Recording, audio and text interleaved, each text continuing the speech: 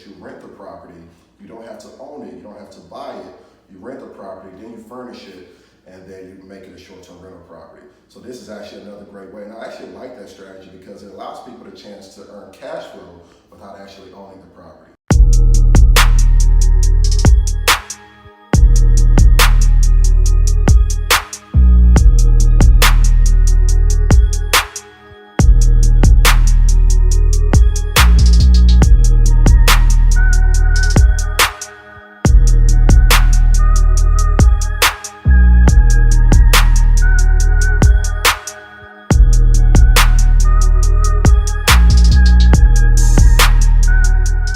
Tell us about leasing properties and owning properties. What's the difference? Okay, so I mean, the two different kinds of short-term rental hosts you can be. Actually, there are three different kinds, but I'm gonna touch on these two.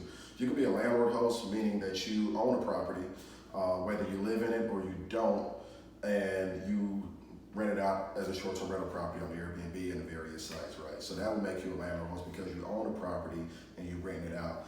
Like for me, I'm a landlord host. I have properties that I don't live in, but they're full-time short-term rental properties. So I'll consider myself a landlord host.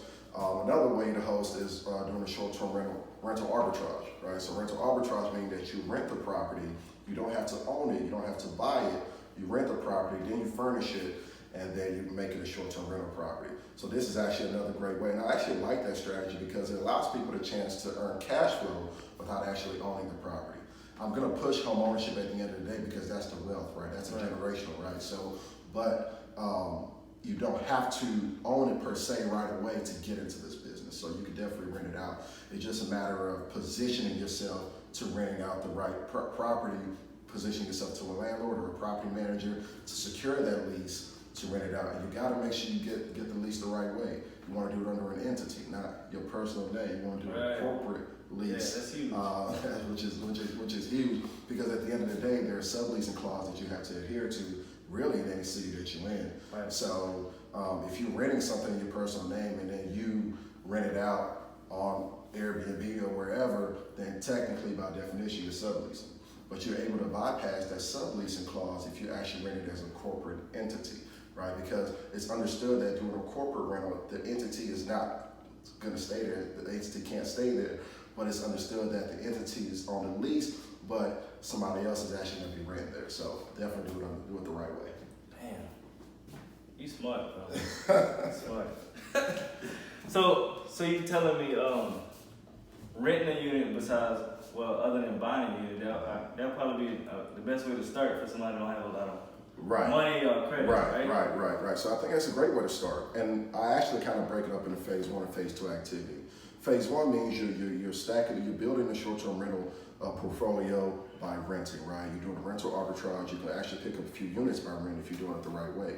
And do it the right way, rent it out, build a nest egg, cash flow, build your nest egg, and then you can move on to phase 2, which is actually property acquisition, owning it, and then buying something for yourself, and you can make that a short-term rental as well. So that's a great way to start for somebody that's coming in that's new. You can just start out by doing rental arbitrage, and then segue into owning when that time's right. That's just crazy, bro.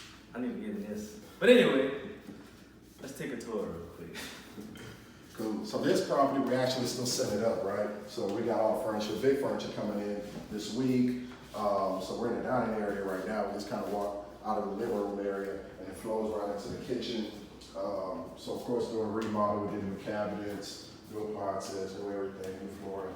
And so you come in here, and we got a bedroom off over here, and this bedroom is actually going to have 2 queen beds. So it's going to sleep 4 people in this bedroom. And so then we have this bathroom in between, one full bath here and then another bedroom here. And this bedroom is actually we're actually gonna do a king bed in here. Right. So, and like we talked about earlier, we're gonna put TVs on the wall in every single room.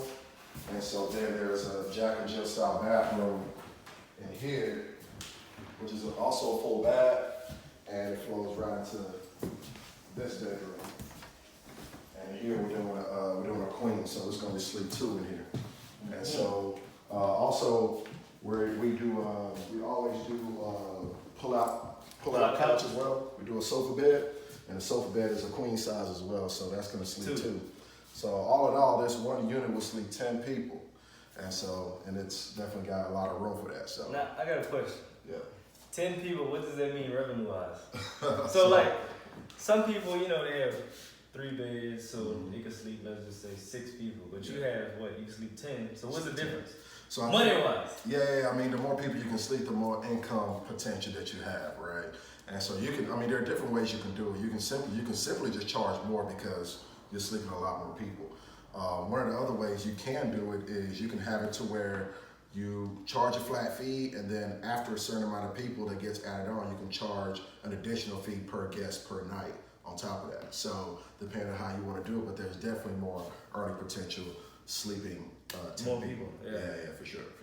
You can make, the more people you sleep, the more money you can make, period. Yeah, but you want to also make sure that your unit is capable enough. Yeah. Some people You try don't to stuff put people too in there. much. Exactly. Yeah, like sardines in a can. Exactly. So there was actually a student that I was kind of helping to coach, and he had a nice. It was a 3-bedroom, 1 bath, right? So you kind of got to be careful. It was a nice property, it was a 3-1, and he wanted to sleep 8 people in it.